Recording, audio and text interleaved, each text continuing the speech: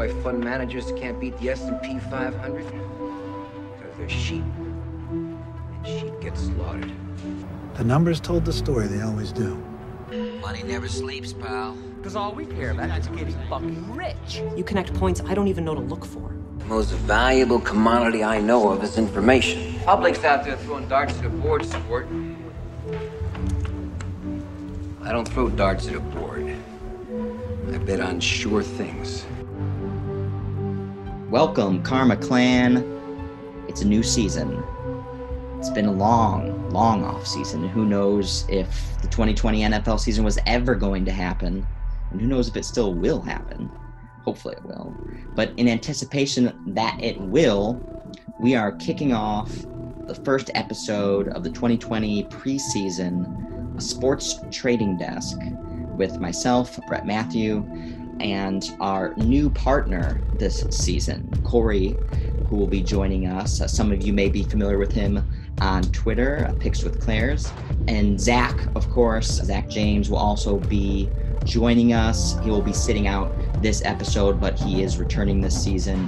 So we'll have all the banter, and this season we'll have third partner to kind of join in and provide a lot of his observations and intel. And, you know, Zach and I have a very high threshold for who we think kind of has talent in this space and someone who we actually want to listen to and feel like has actionable feedback. And Corey's definitely been one of those people. And so Corey will also be joining the Bet Karma crew as well this season. So a lot to look forward to. And in this episode, you'll start to hear from him and a lot of his thoughts. So welcome, Corey.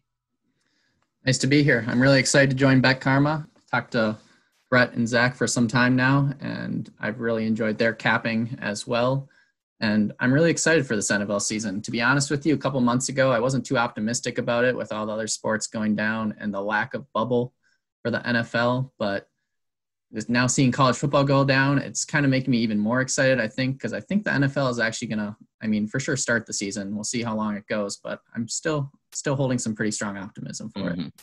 Yeah, I'm pretty confident we'll get through the season in one way or another. Now, we may see some canceled games or rescheduled games or something along those lines, but I think the league and everyone are going to be as creative as possible to get something done to where we'll have, a Super Bowl and a Super Bowl champion one way or the other.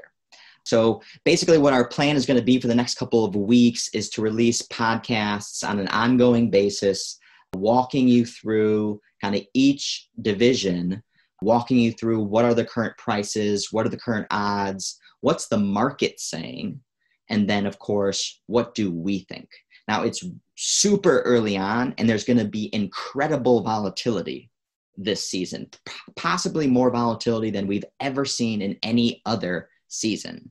Obviously, with the global pandemic still raging and COVID diagnosis possibly popping up at any moment in time to any player, it's going to be a wild season. So it almost seems like a moot point to try to make long-term predictions from the beginning of the season, just because so much can change on a week-to-week basis that cumulatively ultimately changes a macro kind of view on any one team. But nonetheless, we're going to do it. So in this episode, we're going to kick off with the AFC East, the Bills, Patriots, Jets, and Dolphins. Now, Corey, this has been one of those divisions where, the Patriots have just dominated it year in, year out. They've always been a juicy favorite to win the division, and they keep cashing those tickets. I don't know what the exact number is, but it was something along the lines like the Patriots had won the AFC East like 14 out of 16 years. And of course, this season, in a completely unique circumstance, not just because of all the externalities happening around us, but of course also no Tom Brady on the Patriots. And in addition, the Patriots are one of those teams that have had some of the most COVID opt-outs, kind of more so than any other team across the board by a good amount. And it hasn't just been players that are no names. This is like, starting offensive linemen, Dante Hightower, Patrick Chung. These are starters that contribute meaningfully to this team. And I just really wonder, before we kind of dive into some of these teams and some of the prices, what do you think that says, Corey? Why do you think, there's so many opt-outs from the Patriots? Like, is the team kind of sees the writing on the wall and this is kind of like a give up type season, not just because of COVID and all the craziness going around and how hard you really want to try this year, but also, no Tom Brady and kind of as standard kind of Patriots operating kind of their business. They didn't go out there and sign any notable free agents. The roster seems kind of pretty empty. Nothing super exciting. Still weak at wide receiver. Still weak in the backfield. Question marks at quarterback, of course. Now something that was at least the one staple that they had stability on year in and year out, and now they don't even have it there. So what do you think, Corey?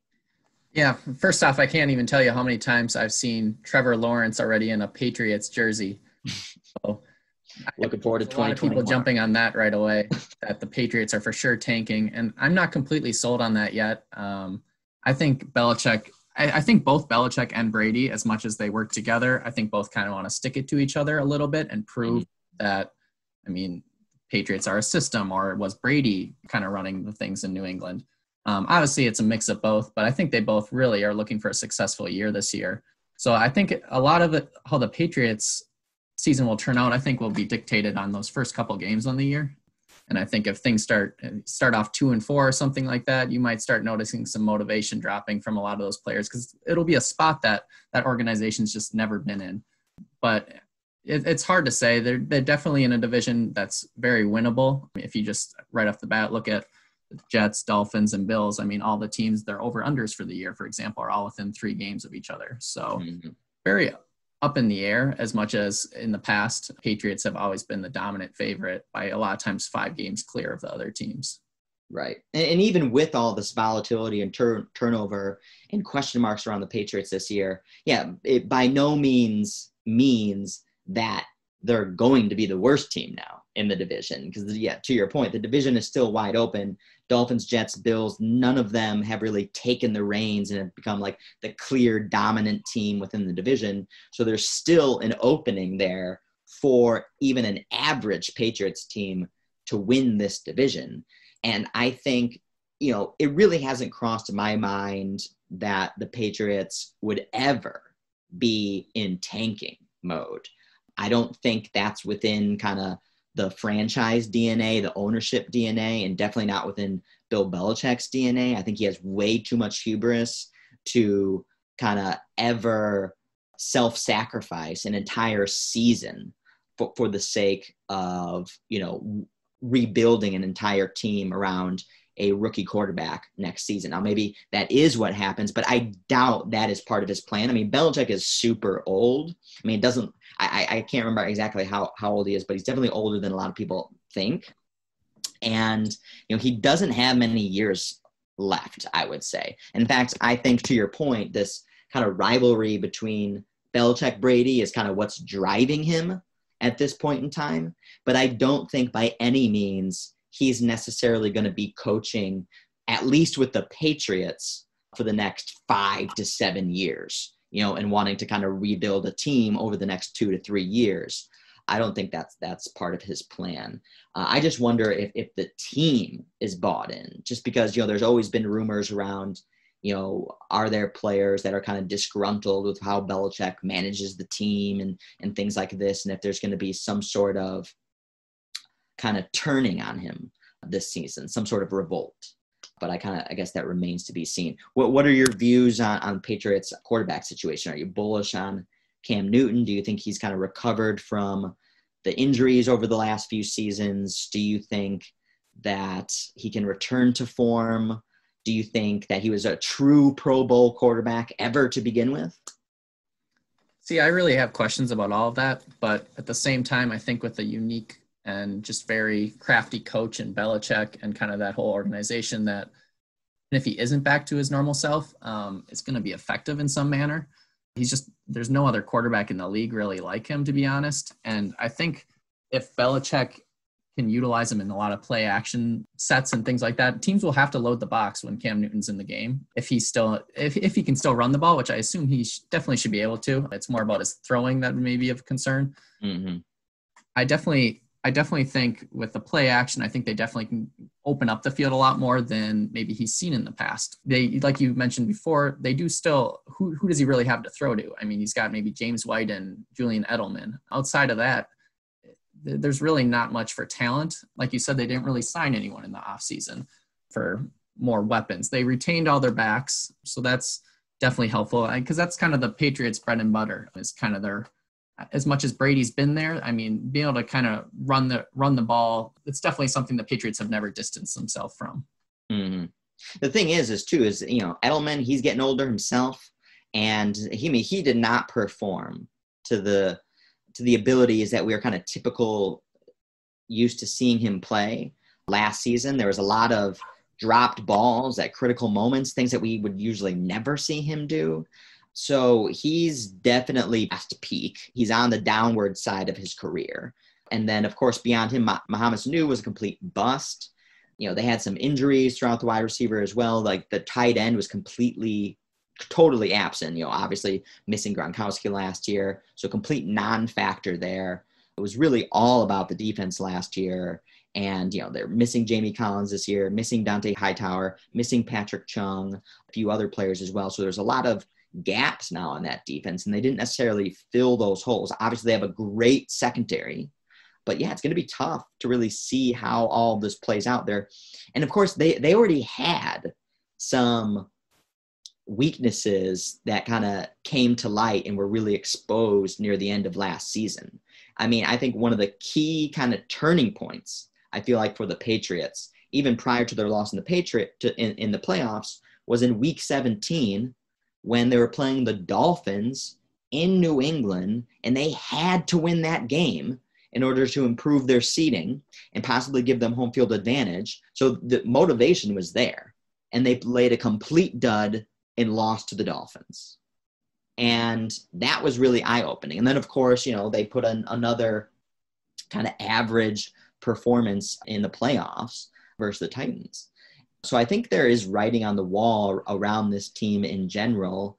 And I think there is some hubris around Bill Belichick and this broader franchise that they just think that, they're the best, and that kind of no matter who you put on the field, their coaching abilities and their strategies and their approach are applicable to kind of any sort of talent set, and that they'll get the best out of anybody they put on the field, and they'll be able to produce kind of a collective, strong product. But this is the year that it really is going to kind of demonstrate the true efficacy of that approach or not.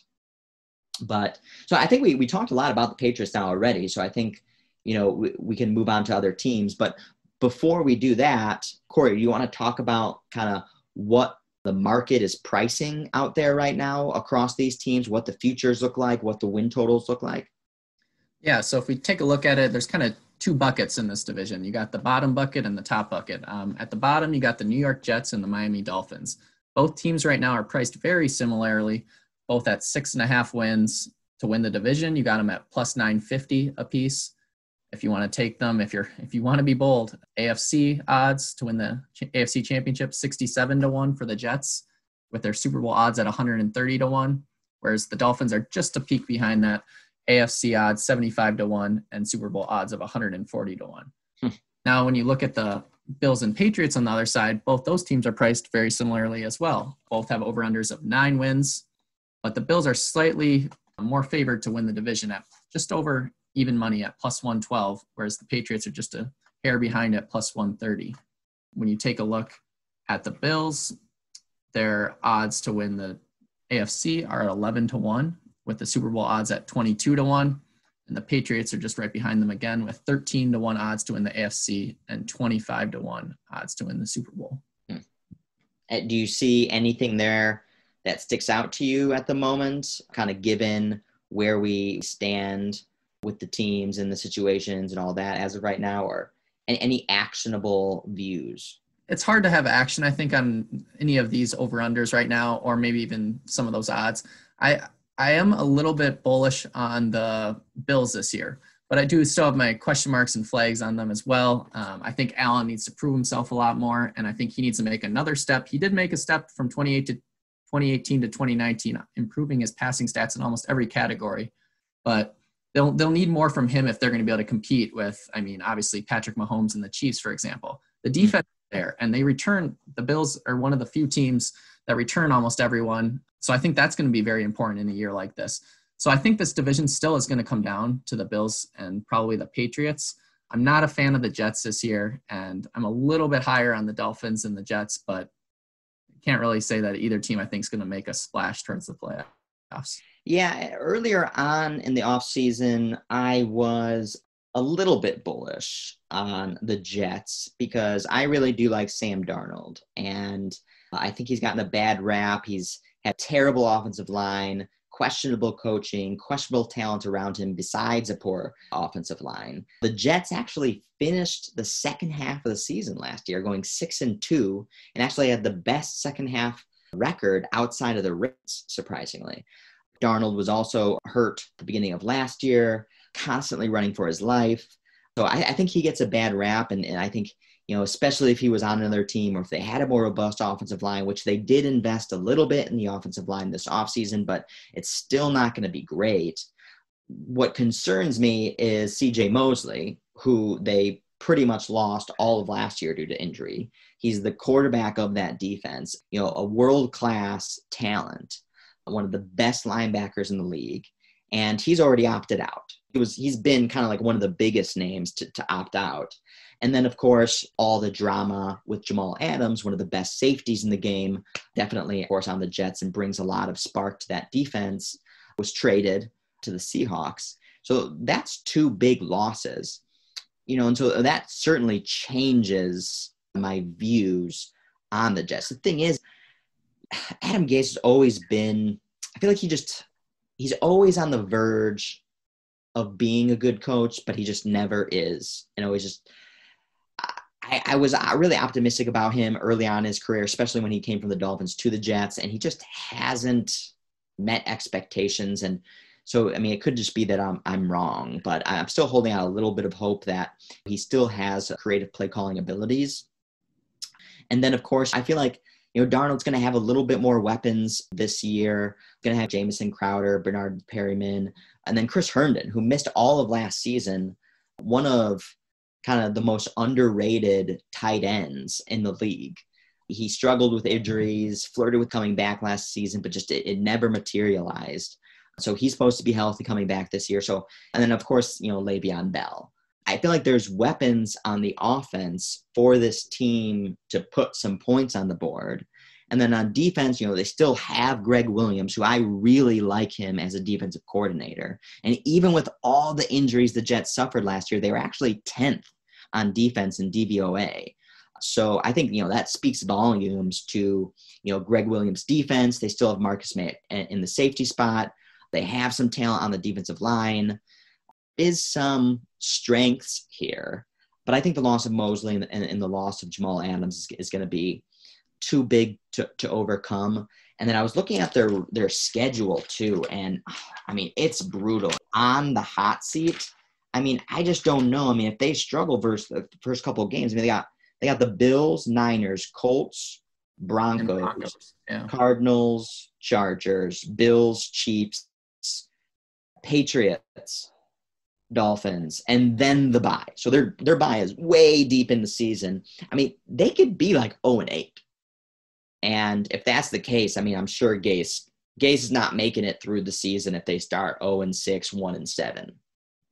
Yeah, it's just, with that super tough schedule, kind of the drama going on in the front office and the player, movements, even with the upgrades on offense, I've lost some of my optimism that I otherwise had in the Jets. And what would you say their over-under is? 6.5 wins. 6.5. Okay, so it's down. I think it was 7. So I think what we saw, with the Jamal Adams trade and the loss of CJ Mosley, probably brought that down about half a game over the last couple weeks.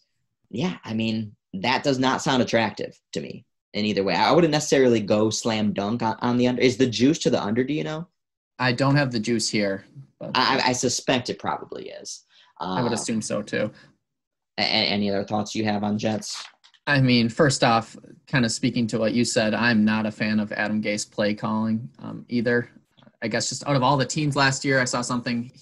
He only used only 6 teams used fewer unique lineups on offense than the Jets. So they were just extremely predictable kind of the whole year. And they were always playing from behind the chains. One thing that I like to look at kind of year over year is kind of their early down success. And the Jets ranked 29th in that and dead last in the league in first half yards to go on third down. And I mean, that was a big stat for the Jets in 2019 because they were 6-1 when winning the early down success battle, but they were 1-8 when losing it. So I think they're just way too often on setting themselves up for a 2nd and long after a 0-yard run from Bell or an incompletion from Darnold. And kind of speaking to that, the Jets offensive line, it was very injured last year. I think it was like the 2nd most injured group in the NFL. So, I mean, you can really only see improvement from that, but last year it just did not bode well with Bell at all. Just kind of how he runs the ball and kind of his wait and see kind of mentality behind the line. When your line's breaking down, you can't really do that like you could in Pittsburgh. So one thing that's nice for this year for the Jets is they do face the 3rd easiest schedule for opposing run defenses. So, I mean, that can only get better too. I still just, with Adam Gase play calling, I can't really get behind them, to be honest, because I think he, like you said, I'm a decent fan of Darnold myself, but I think he's just kind of set up for failure kind of with a lot of the play calling that he's being. And then to what you mentioned also, they face the 3rd hardest strength of schedule. It's not pretty, but. Yeah, not a lot of great things line up for the Jets. And to your point around the offense, and the lack of utility last year. In fact, the offense was 31st in DVOA in 2019. Like put some numbers around that kind of qualitative observation. And we'll see. Again, that's where some of the improvements were. Biggest weakness was that offensive line. They drafted 1st round pick, a tackle. They signed 3 offensive linemen from various teams. So there should be, some upgrade there. And then to your point, if they're facing, a less stout run defense this year, I mean, you imagine Le'Veon Bell is going to have a better season, but that's really not saying much since he had a terrible season. Mm-hmm. Yeah, I mean, 6.5, it sounds right about right. So, yeah. But I don't think, even if everything plays out well, it just doesn't look like, they're going to be able to flirt for the division. And it looks like it's probably is going to be somewhere between the Patriots and the Bills. So let's turn to the Bills. To your point, you mentioned earlier, Josh Allen, definitely a controversial talent for sure. He did take some steps forward last season. One of the interesting stats that I came across was just in 2 seasons, and he didn't even play a full rookie season. He missed like 5 or 6 games. He's got 8 comeback career wins, including 5 in 2019. And that was tied for the most in 2019. So he's like kind of this like boomer bust type quarterback. I love that he has the running ability. And sometimes that's, in some games, literally his only advantage, because he's just, when he's having a bad game passing, I mean, it's awful. It's not going anywhere. But his running ability always adds that unique edge that can move the ball down the field sometimes. I think he was the second most rushing yards from a quarterback last year. And it kind of always he's always lethal from that angle. And then, of course, they've added Stephon Diggs in the offseason. They have Cole Beasley, underneath. Dawson Knox at tight end, who I'm super bullish on. I think he's going to be a great talent. Added Zach Moss in the running back from Utah, who's kind of like that bruising running back. I loved him at Utah. He's kind of replacing Frank Gore. So they're going to have Devin Singletary, Zach Moss kind of duo in the backfield, which I think that could probably play out nicely. And then I kind of just trust the coaching staff and the front office. So Brandon Beane, their GM, he's only been around a few years. They have 9 starters from the last 3 drafts. And I think, that's just incredible. Really goes to show, the efficacy around their talent evaluation. To your point that you mentioned earlier as well, the D continues to be strong. They lost a few people, but they filled them. They filled those exact gaps, additions and signings in the offseason. The defense ranked number 2 in total yards given up in 2018, number 3 in 2019. Tremont Edwards and AJ Klein, that's a nice linebacker duo. They are super deep in the secondary. The offensive line comes back fully intact. And then one thing that really that I thought was an interesting stat as well is the Bills had the most drops of anybody in the league last year, 36 drops. So, Josh Allen gets a lot of the flack, but his receivers weren't doing him any favors last year either. Adding Stephon Diggs, I think, will open up the field for John Brown and Cole Beasley and Dawson Knox as well. And it will kind of like provide this synergies around there that, this is the opportunity for Josh Allen to improve his passing game since he's going to have a more robust set of weapons. So he's really got to prove it this year. And from what I've heard in the offseason, his accuracy, which is kind of his biggest weakness, doesn't look like it's gotten better. Now, that doesn't say too much. You don't want to put too much stock in that. But, this is the season for them to bring it together, especially with the Patriots down and out. Right. Yeah, I think they're coming into the year with a lot of momentum. And kind of to what I mentioned, the Bills won't look a lot different than they have last year. They returned 88% of their overall snaps, which is first in the league, 95% of their offensive snaps, which is first in the league, and 80% of their defensive snaps, which is 7th in the league. They retain all of their coordinators and 10 of 11 starters on both offense and defense. So I think that's just largely important, especially this offseason, how much just uneasy, and it's just nothing's been clear. And I think having players that have played together is really going to show its teeth in the early weeks. So I'm really looking for them to build off that. Offensively, Bills, I guess, were one of the worst passing offenses last year without play action. So I had heard that I think one of their coordinators ended up going up to the booth upstairs and just kind of looking over the field. He started utilizing play action much more often, and they became a top half of the league team in passing with play action. So my issue, though, is that they kind of utilize play action at such a low rate. So I'll be kind of keeping my eye on if they can start using that, because I think Allen just really worked well with play action. One thing that's not in their favor, though, is they're going to be facing the 8th strongest defense in terms of pass defenses and the 7th in regards to rushing defenses. So I think the season really, really, really comes down to Allen if he's going to make that jump, because I think they have the offensive line, as you mentioned. They're one of 10 teams that return everyone. They added Diggs. He'll definitely help limit the drops, and they have the running backs. So, and obviously they have the defense. Their defense is the fifth rated passing defense last year, which I mean is very important if you're going to try to get past Mahomes. That's big. They did lose their defensive tackle, Star Latulele. Not sure if I'm saying that right, but he was a primary run stopper, I know, and he's sitting out with COVID. I know, but they have guys to fill in for that. One thing I did notice from last season compared to this season is the strength of the pass offenses that the Bills faced. Last season, they went 8-1 versus bottom 10 pass offenses, but they were only 2-5 versus the top 20. So that's just alarming. And that makes sense. Yeah, they were able to eat up bad pass offenses.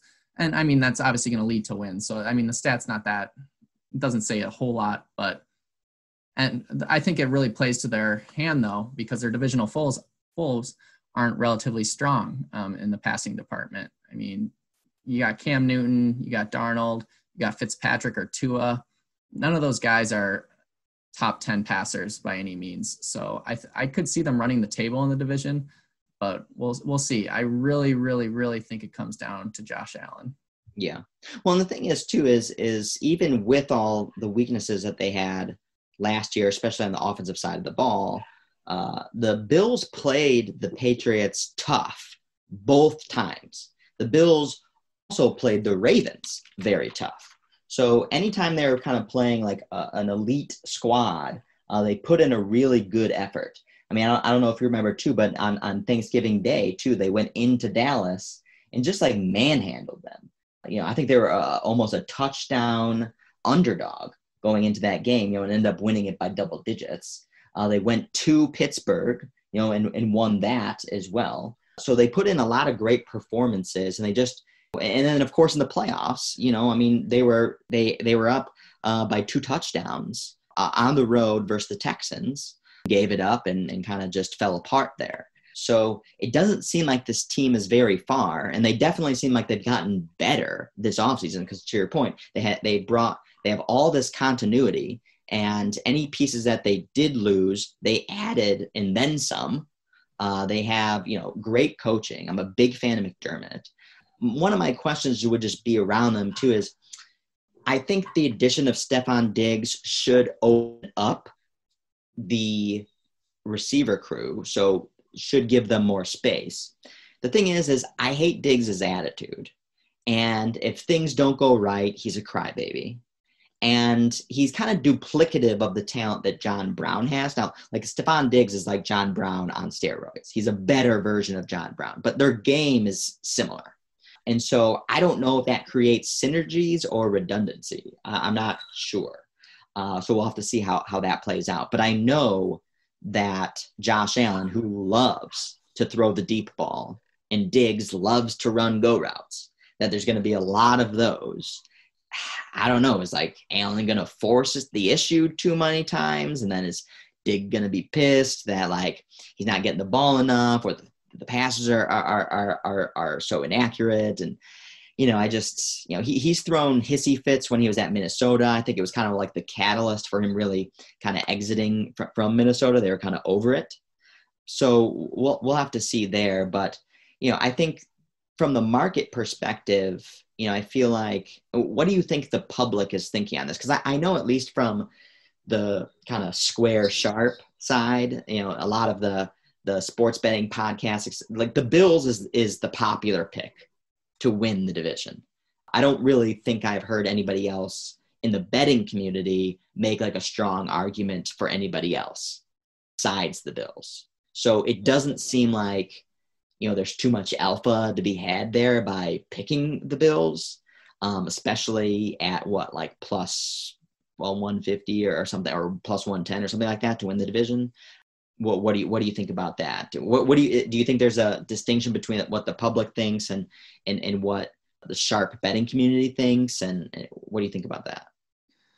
Well, I think the public maybe largely remembers how the Patriots kind of finished the last season, and I think that ties in a lot to the bets on the Bills.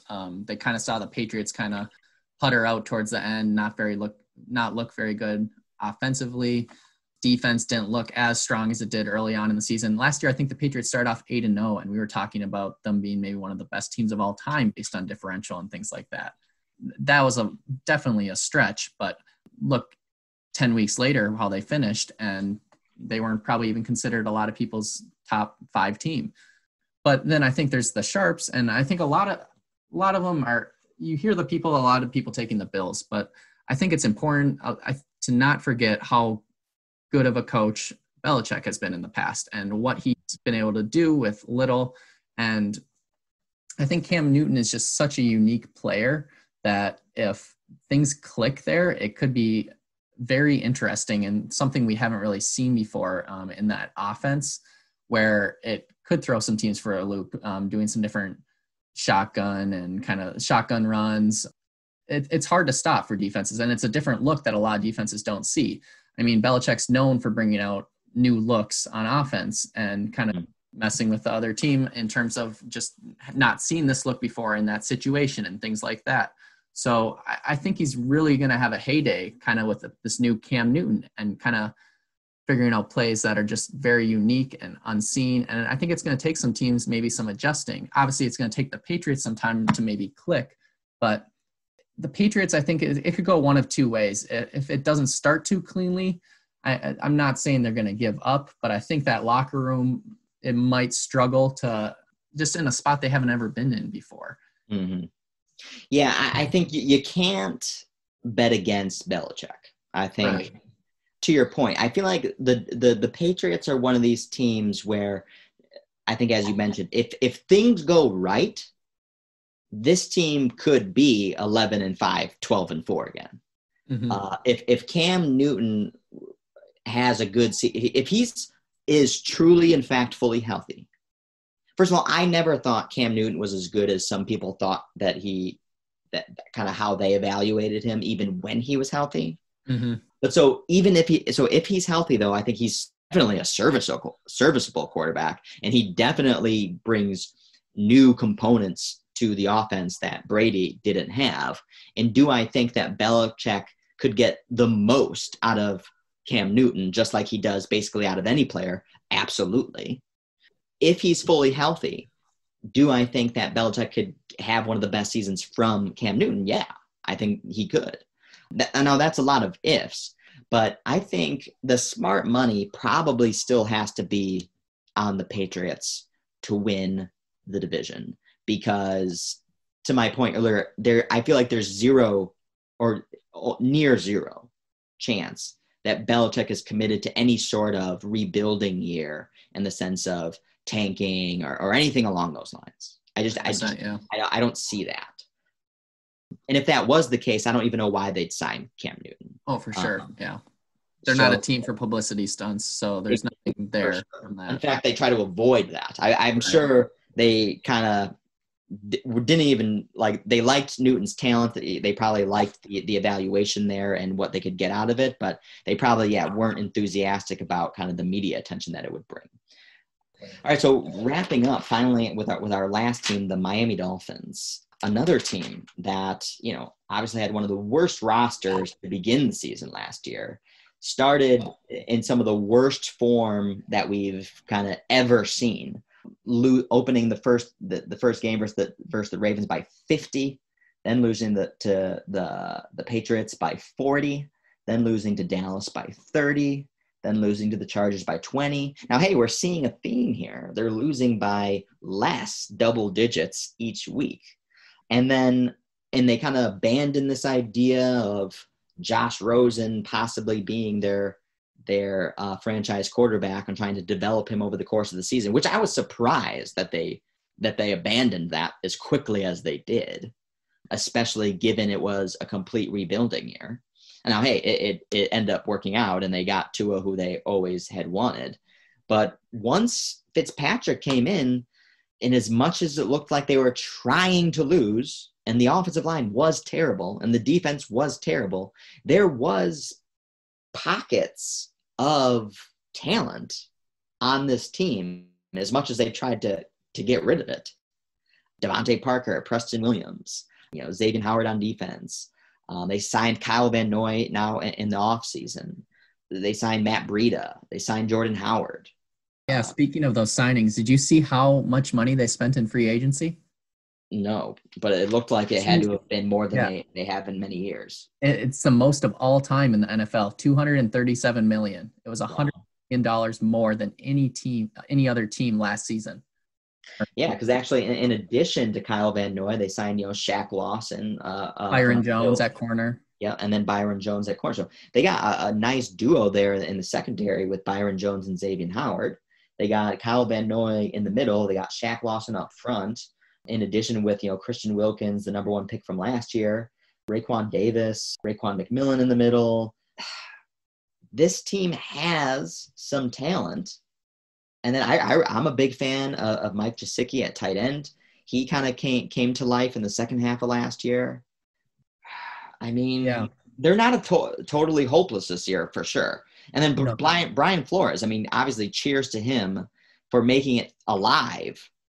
Making it out of last season alive and actually compiling a handful of wins and actually being quite competitive down the stretch. Yeah, they had 5 wins after that terrible 0-7 start. So, you think about it, they finished 5-4. And I really like what Flores did there. And, he had those players playing hard for him. So I think the locker room's behind him once he kind of did some shuffling of the lineup. I think the Dolphins are going to be a bet on team for the first part of the season. There's a lot of, definitely the public has a much lower view on the Dolphins than what I think their reality should be. The Dolphins I think there's going to be a lot of spots where you're going to catch quite a few points early on in the season too. They open kind of Bills, Patriots, Seahawks, and Niners in 4 of their first 5 games.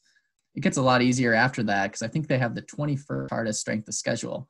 I definitely I think week 1, they're already a touchdown underdog to Patriots. Right. Yep. So you're going to be catching a lot of points with the Dolphins. And I mean, they played the Patriots close last year. They played some other teams I know relatively close. Their issue was their defense last year. Just passing. They were dead last in the league in DVOA and 27th in rushing defense. But I mean, like you mentioned already, they just added a lot of pieces there. And added Baron Jones at corner. They powered back from injury. So they have one of the best outside corner duos in the league. Strong free agency ads, as well as a lot of draft picks. I think they had, I don't remember how many picks, but they had so many picks in those first couple rounds. So those players aren't necessarily 3 first rounders. Right.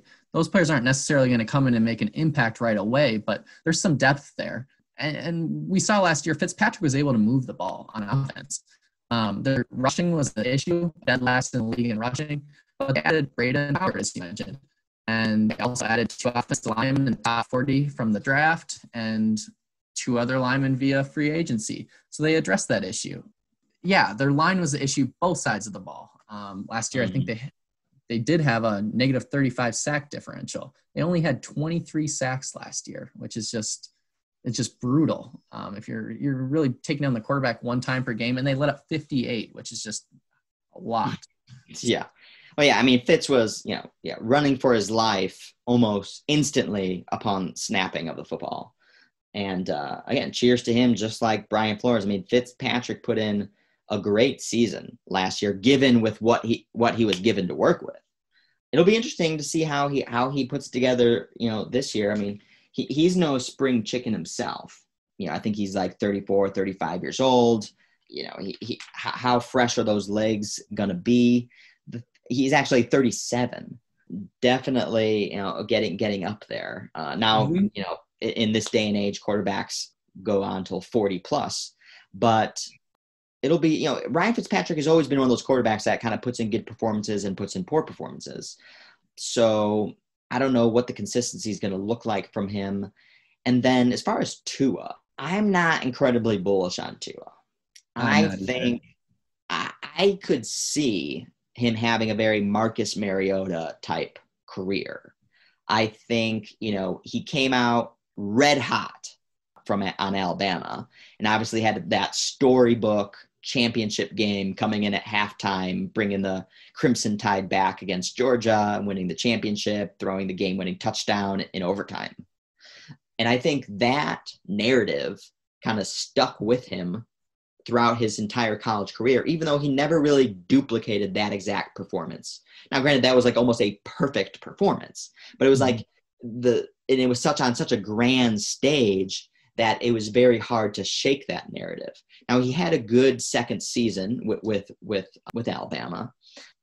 He was exposed, and especially in the third season as well. And then obviously I feel like he has injury concerns as well. He, especially in the championship, in the next championship game versus Clemson, when they got smoked. I mean, he didn't even finish the game.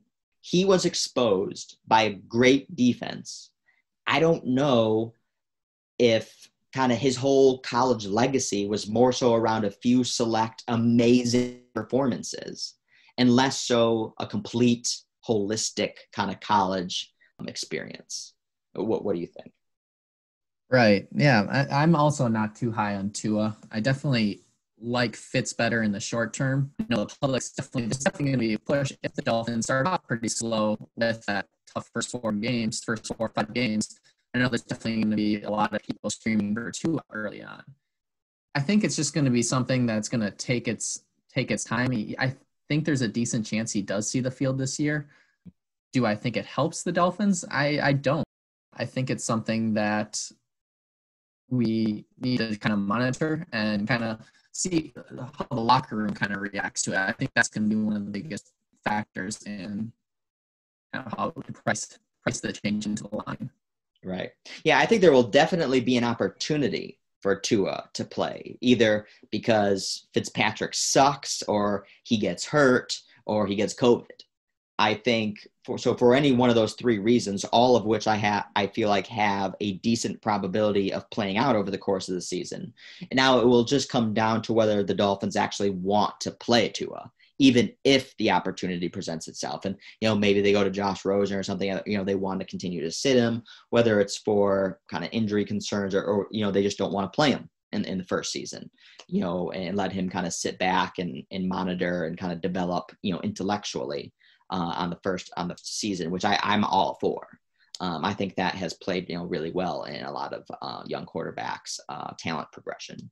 I think, I agree with you that there will definitely, the opportunity will present itself. It'll just be interesting if the Dolphins actually choose to bring him in or not. So I guess we'll wrap up on the AFC East. So let's make our just final predictions on who we think wins the division and who we think, sits in the cellar. So I'll start. And so I'm going to go with, although I like the Bills, I like what they've done, and I feel like they have a promising future. It just seems too easy to bet them this year to win the division. So I'm going to go with the Patriots to win the division again. I think it's going to be close. It may be due to a tiebreaker, but I feel like Bill Belichick is going to kind of pull a rabbit out of his hat once again. It's not going to be a great season. I think it could be a 9-7 or a 10-6, something along those lines. But I think the Patriots do win the division again. It's going to be close, and I certainly wouldn't be surprised, of course, if the Bills do win it. But I think if the Bills do win it, it's going to be just the inverse. They're going to get it just barely ahead of the Patriots, or because of a tiebreaker or something along those lines. And then in last, I'll say it's probably going to be the Jets. I think there's just a lot going on there. The offensive line is still just questionable. There's now gaps on defense. And, I've lost faith in Adam Gase, who I mentioned was quite optimistic on earlier on in his coaching career. But he just hasn't brought it together with kind of all the other components happening around this team right now. And I feel like every other team has a promising future, whereas the Jets' future is very questionable. I'm going to probably predict that Adam Gase doesn't make it through the season. And I think kind of to bring this whole thing together is what we've talked about a few times, just the Jets having that such difficult schedule. So even if there's kind of this burgeoning talent in aspects of the offense, I just don't think it's probably going to be enough. They'll probably fight it out with the Dolphins in the bottom cellar. But I don't think necessarily the Jets are going to be a completely miserable team. Not, 2-12, 3-13. I think probably more in the 5 or 6 range, right where kind of the futures are pricing them. Yeah, going off of that, up top, I would have to say, call me square sharp, but I think I'm going to go with the Bills. I think if there was a moment where the team had the talent, the Bills definitely have, I think, more talent than the Patriots. I think that's not too questioned by too many people at this point, just kind of going into the season. I mean, there's just so much with the Patriots that a lot of it can't be put down on paper. If I didn't have faith in the Bills coaching staff, I would definitely be siding with the Patriots despite the talent gap.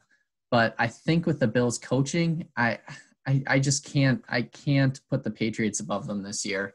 Though I agree with you, I do think it's going to be extremely close. Bills maybe 9-10, 8-9-10, 11 wins, whereas the Patriots maybe just a game behind, in my opinion. I think it'll be very competitive. But I think the Bills coaching staff can kind of go somewhat punch for punch with comes to the Dolphins and Jets. I'm also going to have the Jets on the bottom. I like what the Dolphins, how they finished last year, and I just ultimately like Flores a lot better than I like Gase. I think the Dolphins filled a lot of the holes they needed to, whereas the Jets, they tried to, but I think losing Adams and losing Mosley will just prove to be a huge blow to that defense. Yes, Mosley didn't play a lot of last year, but those two players are just very big playmakers. They're leaders, and I think it showed last year that defense just wasn't very good against the pass, and I think we'll just see more of that again this year. So I definitely have them falling below the Dolphins. Yeah. And again, it's with that incredibly difficult schedule too. It's just like, I mean, if they were playing an easier schedule, maybe the Jets are a team that could win 8 or 9 games maybe. But given the schedule, just super tough. Now, again, there's going to be tons of volatility. So who knows, what the projected strength of that schedule could be completely different than what we expect it to be. And a lot of this, who knows, could be completely different depending on all these wild variables playing out this season. But that kind of wraps up our views of the AFC East. We definitely went longer than we anticipated, which kind of seems to be a trend on these podcasts every single time. So we'll continue to work on that. But thanks, Corey, for joining the pod and for your first introduction to the audience. And looking forward to having more podcasts in the future. And welcome to Bet Karma. Of course, much more to come. I'm excited. Thanks, guys. Have a good one. And that's the closing bell.